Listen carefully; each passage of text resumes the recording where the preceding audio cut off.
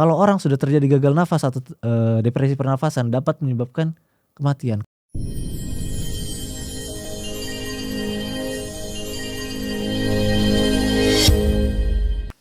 Halo sahabat podcast Kodam 17 Cendrawasih dimanapun berada. Kembali lagi bersama kami Letda CKE Eli Mustafa dari Satuan Pemdam 17 Cendrawasih. Pada kesempatan hari ini telah hadir bersama kami narasumber kita dari Kesdam 17 Cendrawasih,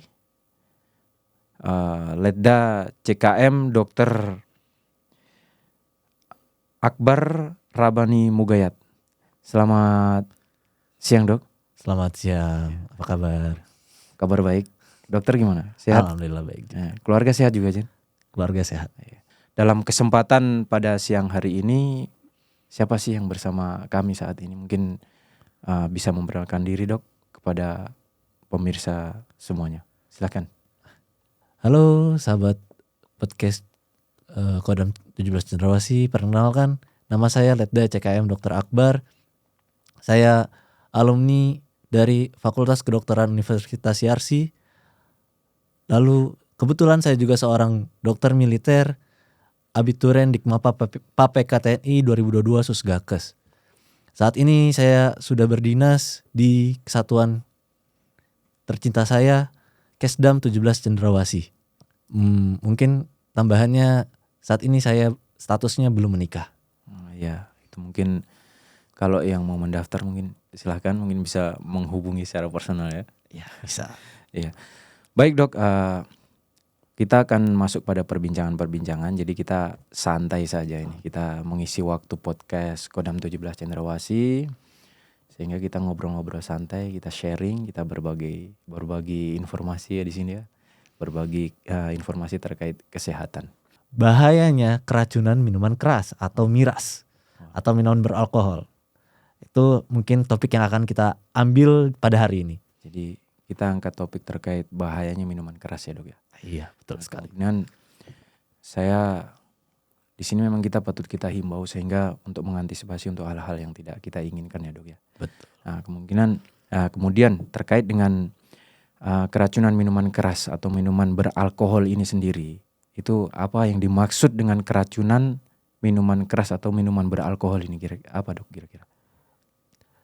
Jadi keracunan miras atau minuman beralkohol itu merupakan kondisi tubuh yang terganggu atau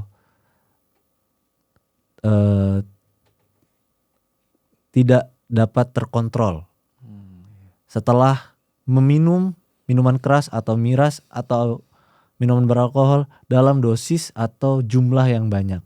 Nah, gejalanya itu bisa menyebabkan penurunan kemampuan mental dan fisik. Nah, itu namanya keracunan miras atau minuman beralkohol. Begitu ya.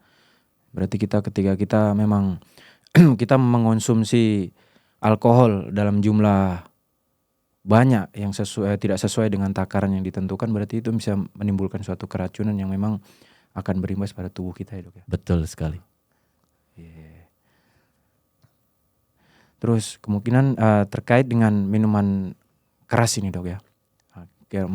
Mungkin ketika kita mengonsumsi terlalu banyak, terus kemudian itu kira-kira apa yang efek-efek mungkin yang ditimbulkan kira-kira apa itu dok?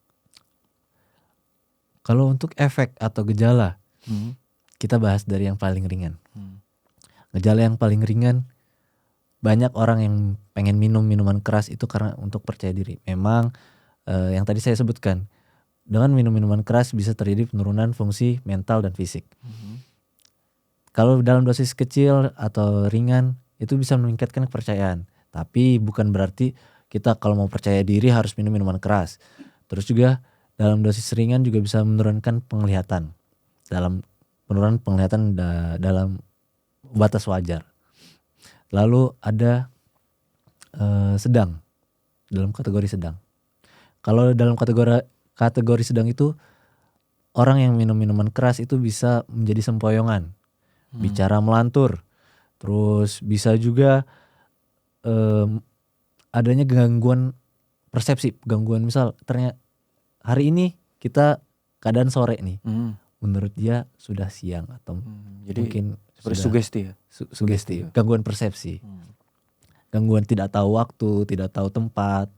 Nah, terus ada juga gejala berat. Gejala berat ini bisa menyebabkan gangguan penglihatan berat, penurunan penglihatan berat, ataupun bisa terjadi gangguan-gangguan organ tubuh lainnya. Nah, ada lagi di atasnya lagi keadaan koma. Keadaan koma itu apa? Terjadinya depresi pernafasan atau gagal nafas. Kalau orang sudah terjadi gagal nafas atau depresi pernafasan dapat menyebabkan kematian karena dalam tubuh kita itu diperlukan oksigen untuk pernapasan, untuk Gitu ya. kita sehari-hari.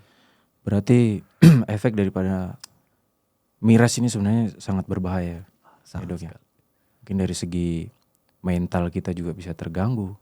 Terus kemudian kontrol emosi juga bisa kita terganggu juga gitu ya, Dok ya. Betul.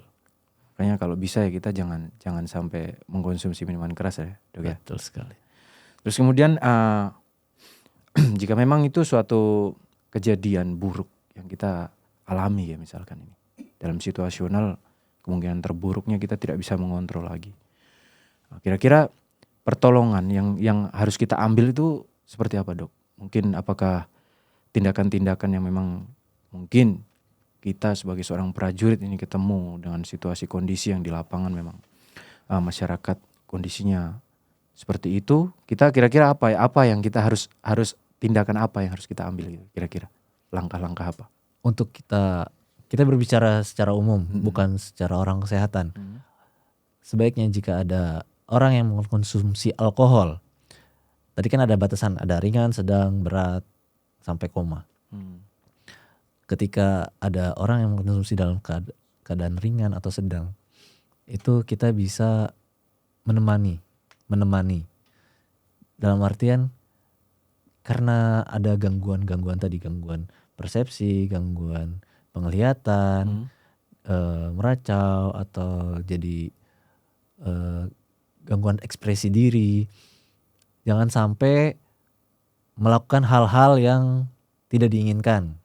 Contoh yang dalam dirinya punya rasa-rasa kesal. Akhirnya dengan mengkonsumsi alkohol dia punya percaya diri yang tinggi, akhirnya menghajar seseorang atau membuat seseorang terbunuh atau bagaimana. Dan jangan sampai juga orang yang dalam keadaan pengaruh alkohol mengendari kendaraan. Kemarin sempat dari anggota Kesdam terjadi kecelakaan bermotor. Gitu. Bukan karena anggota kita mengkonsumsi ya, tapi kita melihat dari perjalanan umum ya, anggota tersebut ditabrak oleh orang yang mengkonsumsi atau dalam keadaan pengaruh alkohol. Jadi gitu, ya. Jangan sampai kita, apalagi seorang prajurit ya, mengkonsumsi alkohol dalam keadaan mabuk. Berkendara bermotor sampai ke dalam keadaan mabuk. Nah, jadi kalau misalkan kita dalam situasional kita menemukan kondisi yang seperti itu, pertolongan pertama kita itu harus kita apakan itu, Dok? Apakah kita baringkan, terus kemudian kita berikan pernafasan atau mungkin bagaimana begitu kira-kira itu? Oh iya, yang tadi kita bahas baru masih ringan sedang ya. Untuk yang gejala berat ataupun sampai koma, saran dari kami untuk segera dibaringkan. Dan pada saat dibaringkan itu jangan sampai kita berikan makanan atau minuman. Kenapa? Bisa tersedak. Nah, kalau tersedak itu bisa mengganggu jalannya nafas. Kan tadi saya sudah bilang bisa mengganggu organ. Apalagi alkohol ini berpengaruh terhadap sistem saraf pusat atau otak kita.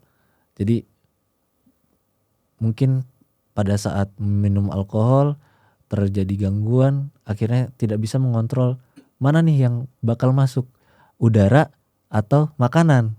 Ternyata pas lagi kita mau masukin minuman atau makanan, yang terbuka itu saluran pernafasan. Nah, itu bisa menyebabkan aspirasi dan itu bisa menyebabkan gagal nafas dan akhirnya berakibat kematian juga.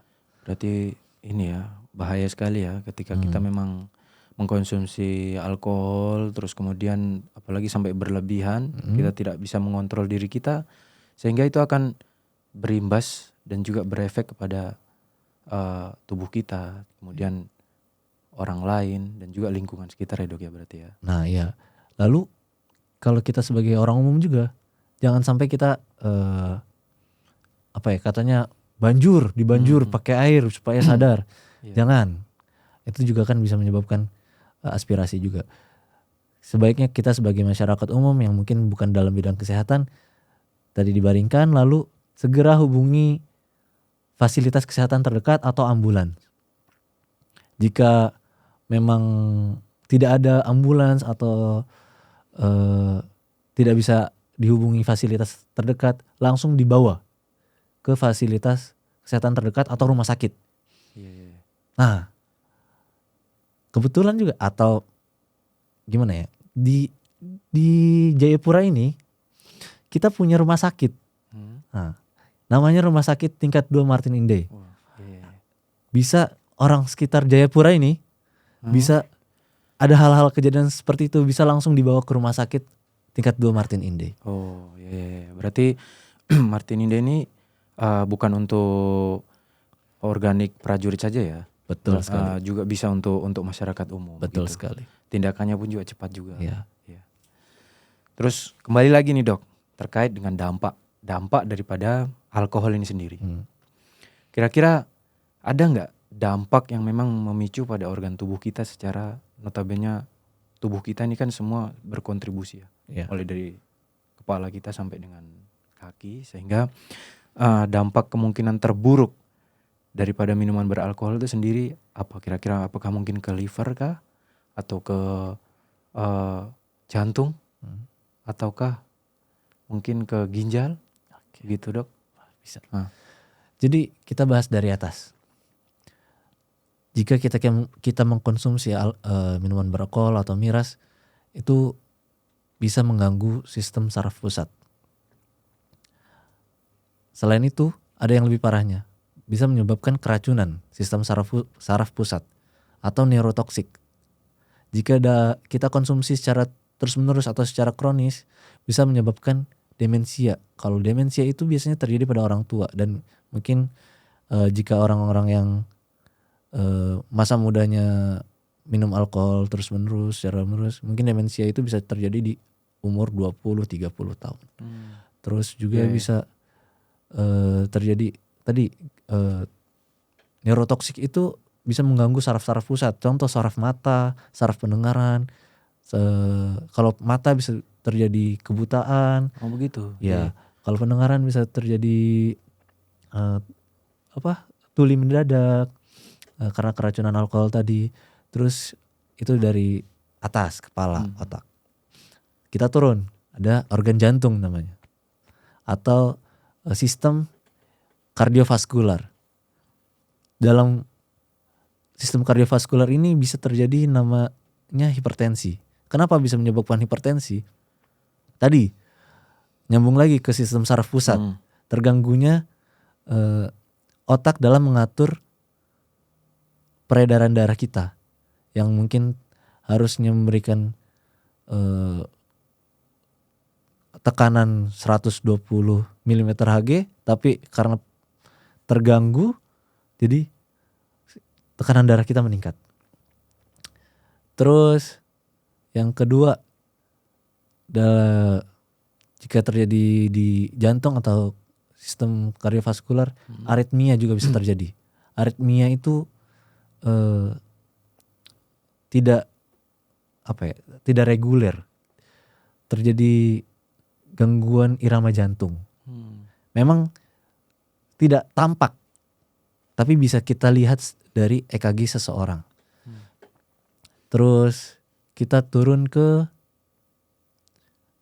pencernaan. Orang yang mengkonsumsi alkohol umumnya terjadi nyeri epigastrium atau nyeri ulu hati. Karena kenapa? Alkohol itu bahan yang tidak bisa diterima oleh tubuh dan dapat menyebabkan rusaknya lapisan dari sistem pencernaan kita. Nah, karena rusak, karena tergerus oleh alkohol, itu bisa terjadi lubang, bisa terjadi ulkus di sistem pencernaan. Ada namanya ulkus gaster atau ulkus duodenum atau ulkus di pencernaan lainnya. Oh itu ulkus tersebut itu di pencernaan apa, di lambung kah? Di lambung, Oh, di lambung. umumnya di lambung karena kita turun minum, yang menampung langsung sementara itu kan lambung. Nah di situ alkohol mengendap dulu di situ lama, baru turun ke pencernaan berikutnya. Terus bisa juga menyebabkan varises esophagus. Tahu varises? Oh, varises itu kalau setahu saya mungkin di betis ya. Ya. Nah, kalau ini varises yang di mana ini? Varises di esophagus, di saluran antara mulut dengan lambung. Oh gitu. Itu berbahaya jika pecah. Kenapa? Karena kalau pecah, kalau di sini di betis bisa kita balut. Kalau misalnya di dalam tubuh kita, bagaimana kita balut? Bisa menyebabkan anemia juga.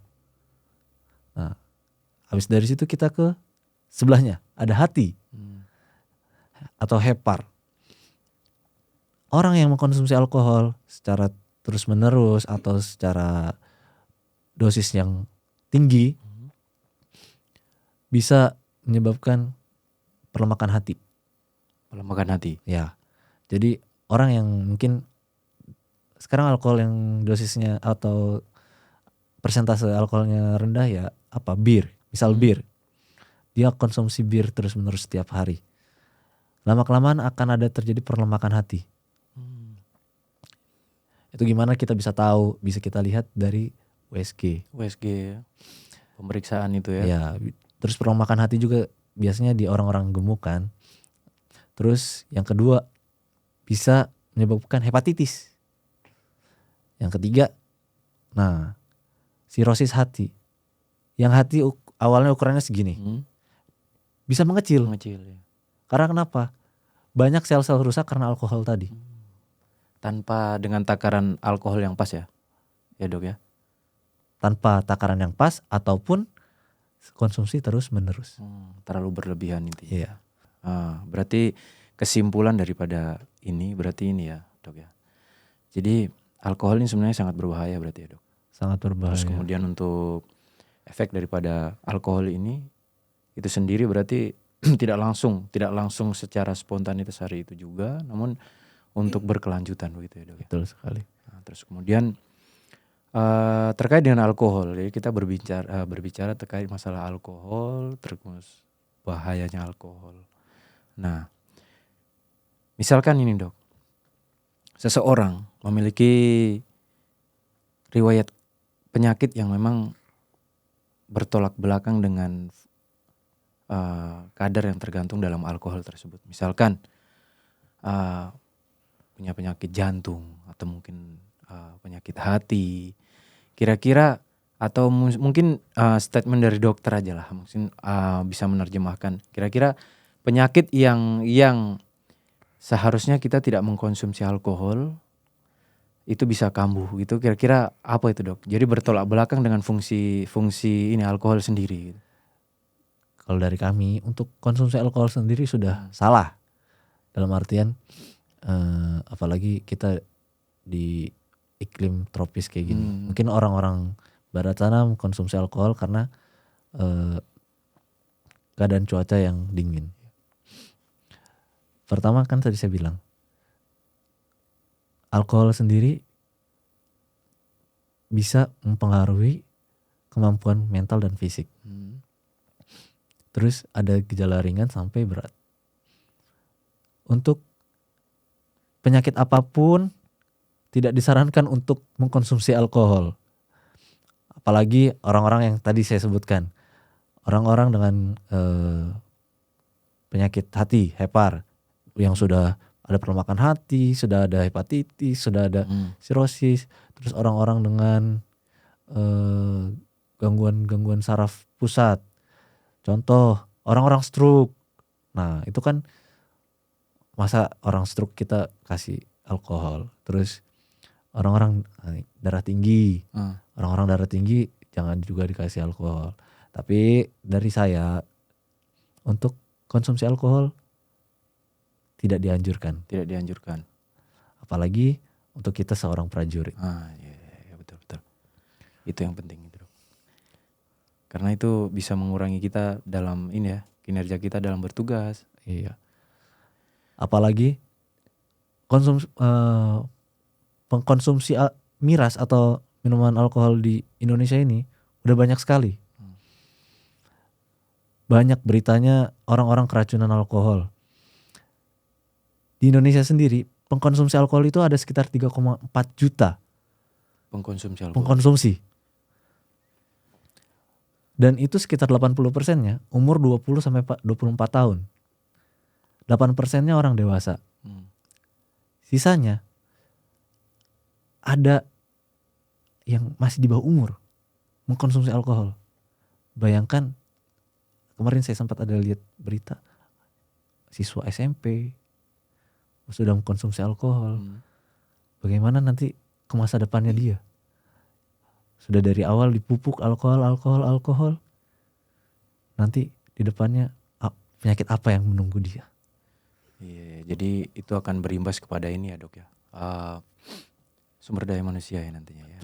Kita sebagai calon pemimpin bangsa, sehingga harapannya menjadi seorang pemimpin yang luar biasa dengan SDM yang tinggi. Dan juga mungkin jangan sampai kita dengan banyaknya kita mengkonsumsi alkohol sehingga pola pikir kita, kesehatan kita terganggu. Betul. Untuk kedepannya ya dok ya. Betul. Mungkin pesan dan juga himbauan dari dokter sendiri terhadap prajurit dan juga seluruh masyarakat yang ada di Papua ini untuk terkait dengan bagaimana kita menghindari alkohol, bagaimana kita agar tidak mengkonsumsi alkohol gitu loh. Kalau yang mungkin awalnya mungkin mengkonsumsi, ya mungkin dengan memberi suatu penjelasan dari dokter ini bisa mengubah pola pikir kita gitu, supaya tidak mengkonsumsi alkohol lagi. Mungkin bisa pesan apa yang disampaikan dok? Masyarakat ataupun prajurit TNI ataupun polisi atau seluruh warga Indonesia untuk tidak mengkonsumsi alkohol. Karena dari konsumsi alkohol dapat menyebabkan gangguan-gangguan pada organ tubuh kita. Memang dalam konsumsi sedikit gejalanya tidak seberapa. Tapi jika terus-menerus mengkonsumsi itu akan menumpuk. Tadi yang saya jelaskan, contohnya pasien dengan perlemakan hati karena konsumsi alkohol. Mungkin konsumsinya sudah 20 tahun yang lalu atau 15 tahun yang lalu. Lalu untuk prajurit sendiri, dari kita jelas kita bertugas harus dalam keadaan sadar penuh. Karena dengan konsumsi alkohol dapat mempengaruhi mental kita. Kita sebagai instansi pemerintah juga harus memberikan contoh kepada masyarakat supaya hindari konsumsi alkohol. Dan untuk prajurit tentara Indonesia, kita ini bukan untuk sekarang aja ya. Tadi saya bilang ada beberapa penyakit yang saya sebutkan tadi dapat mempengaruhi dari hasil kesehatan kita. Mungkin kita mau pendidikan, sekolah, atau mau ke jenjang yang selanjutnya, pasti kan ada tes kesehatan. Sebaiknya kita hindari dari konsumsi alkohol, dapat menimbulkan ya tadi gangguan dan penyakit yang bisa menetap. Jadi intinya harapan kita, jika memang kita bisa untuk tidak mengkonsumsi alkohol, jangan dikonsumsi ya dok ya. Jangan dikonsumsi. Ya, karena itu akan memicu untuk timbulnya suatu penyakit-penyakit yang notabene yang tadinya kita sehat, kita jadinya tidak sehat kan gitu ya dok ya. Terus kemudian yang tadinya mungkin pemikiran kita ini normal, terus saraf kita tidak terganggu, pola pikir kita baik, dengan keluarga pun juga baik. dengan instansi tempat kita bekerja pun juga baik. Ketika kita minum alkohol, pada akhirnya semuanya kacau kan gitu ya Dok. Betul sekali. Jadi intinya jangan konsumsi alkohol, hindari alkohol agar tubuh kita tetap sehat ya Dok ya. Sayangi tubuhmu sebelum penyakit mengenaimu. Wah, luar biasa ya. Baik, sahabat podcast Kodam 17 Cendrawasih dimanapun berada. Tidak banyak dan tidak panjang waktu dalam perbincangan kita pada hari ini bersama Letda CKM Dr. Akbar Rabani Mugayat ya, dari Kesdam 17 Cendrawasih. Jadi pokok poin dari perbincangan kali ini adalah jauhi miras, jaga kesehatan untuk tetap semangat, prima, dan sehat guna untuk mendukung pokok sebagai TNI AD. Jaga nama baik diri pribadi, jaga nama baik keluarga dan juga instansi di mana kita bertugas. Kami Letda CKE Eli Mustafa pamit undur diri. Sampai berjumpa kembali di kesempatan podcast selanjutnya. Terima kasih.